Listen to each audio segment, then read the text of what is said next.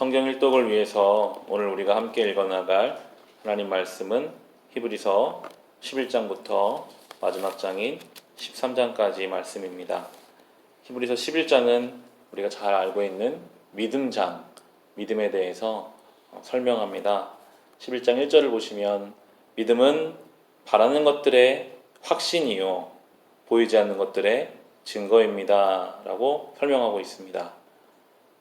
믿음은 때로 보이지 않는 것을 바라는 것입니다.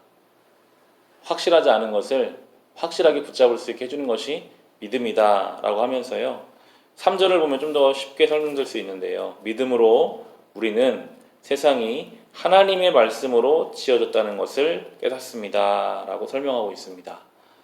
하나님의 말씀으로 천지가 지어졌다는 것은 그 누구도 설명할 수는 없습니다. 천지 창조를 본 사람도 없고 경험한 사람이 있을 수가 없으니까요.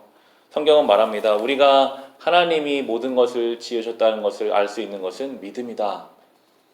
설명될 수도 없고 이해할 수도 없으나 우리는 믿음으로 하나님이 천지 만물을 창조하시고 주관하신다는 것을 알 수 있다라고 믿음으로 깨닫는다라고 이야기합니다. 하나님이 천지를 창조하셨다는 것을 우리가 믿음으로 붙잡지 않으면요, 한 발자국도 하나님 앞으로 나아갈 수가 없습니다. 성경이 시작되는 첫 구절이 태초에 하나님이 천지를 창조하셨다거든요. 우리에게 믿음이 없다면 우리는 그 하나님의 놀라운 섭리로부터 출발조차 할 수 없는 것입니다. 늘 구해야 합니다. 하나님 믿음을 주십시오. 설명될 수도 없고 이해할 수도 없으나 하나님이 우리에게 믿음을 주시면 하나님이 천지를 창조하신 분이시고 그 하나님 오늘도 나와 함께 하시고 앞으로도 나와 함께 하실 것을 내가 믿을 수 있겠습니다. 우리가 기도할 때마다 주님 앞에 나올 때마다 이 믿음의 담대함을 구해야 하겠습니다. 그러면서 이제 믿음에 대해서 설명해 나가는 게 6절을 보시면 믿음이 없이는 하나님을 기쁘게 해드릴 수 없습니다.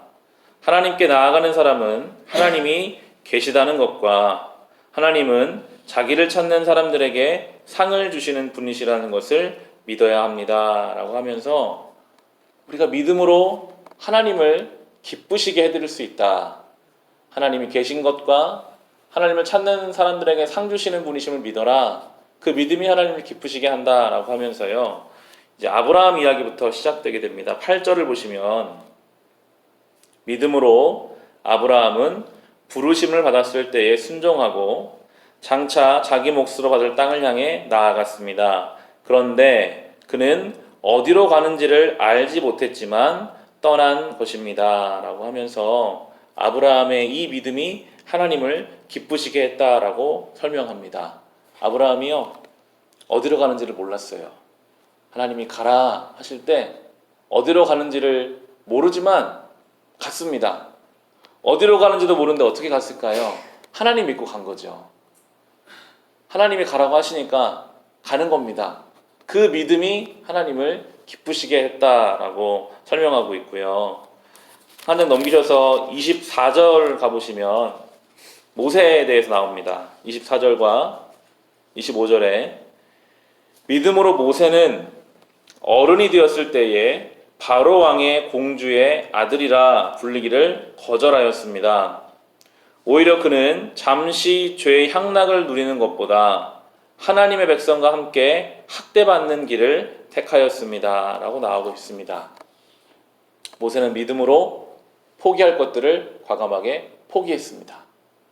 공주의 아들로 살아가는 것을 포기하고 세상의 향락의 잠시 즐거움을 포기하고 학대를 받더라도 좁은 문으로 걸어가더라도 하나님의 백성이 되는 길을 선택한 믿음, 그 믿음이 모세의 믿음이었고 하나님의 기쁨이 되는 믿음이었습니다. 믿음은요, 우리에게 선택할 수 있게 해줍니다. 포기할 것을 과감하게 포기하고 하나님 기뻐하시는 영광의 길을 좁은 문이어도 광야길이어도 우리를 걷게 해주는 것이 바로 이 믿음입니다. 그러면서 수많은 믿음의 선배들이 있었다라고 말하는 것이 12장 1절과 2절을 보시면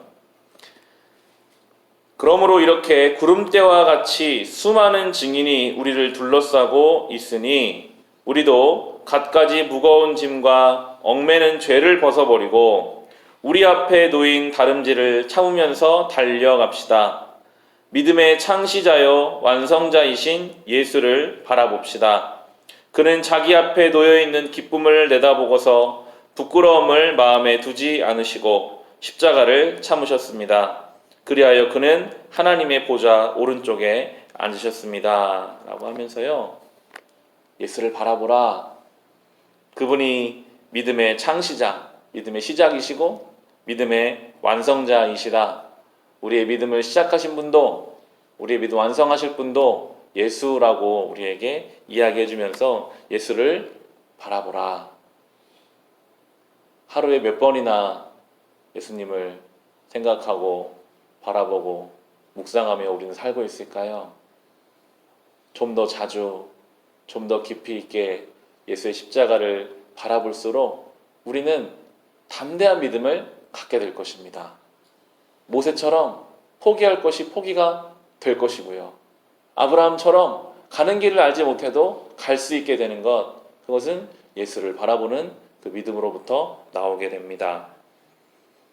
구체적으로 12장 4절에는 또 이렇게 믿음을 설명해요. 여러분은 죄와 맞서서 싸우지만 아직 피를 흘리기까지 대항한 일은 없습니다. 라고 설명합니다.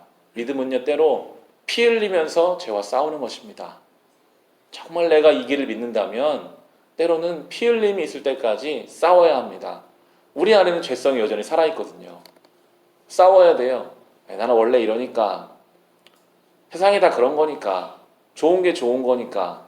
성경은 그렇게 말하고 있질 않아요. 싸워라. 피 흘리며 싸워라. 예수가 가신 그 길을 따라가라 라고 이야기하고요. 하나님이 때로 징계하신다는 이야기가 나오는데요.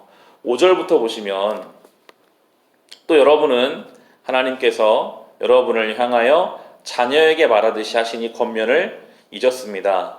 내 아들아, 주님의 징계를 가볍게 여기지 말고 그에게 꾸지람을 들을 때에 낙심하지 말아라. 주님께서는 사랑하시는 사람을 징계하시고 받아들이시는 아들마다 채찍질 하신다. 징계를 받을 때에 참아내십시오. 하나님께서는 자녀에게 대하시듯이 여러분에게 대하십니다. 아버지가 징계하지 않는 자녀가 어디에 있겠습니까? 모든 자녀가 받은 징계를 여러분이 받지 않는다고 하면 여러분은 사생아이지 참 자녀가 아닙니다. 라고 하면서요. 10절을 보시면 육신의 아버지는 잠시 동안 자기들의 생각대로 우리를 징계하였지만 하나님께서는 우리를 자기의 거룩하심에 참여하게 하시려고 우리에게 유익이 되도록 징계하십니다. 라고 말하고 있습니다. 우리의 믿음을 위해서 하나님이 일하십니다. 때로 우리를 징계하셔서까지 우리의 믿음을 단련시키는 분이십니다. 하나님이 때로 우리를 징계하신다고 해도 성경에 나오는 것처럼 낙심하지 맙시다. 이것이 내 믿음을 위한 하나님의 손길임을 느끼시고 오늘도 이 믿음으로 하나님을 기쁘시게 하는 삶, 믿음으로 온전한 선택을 하는 삶을 살아갈 수 있으시기를 주님의 이름으로 축원합니다.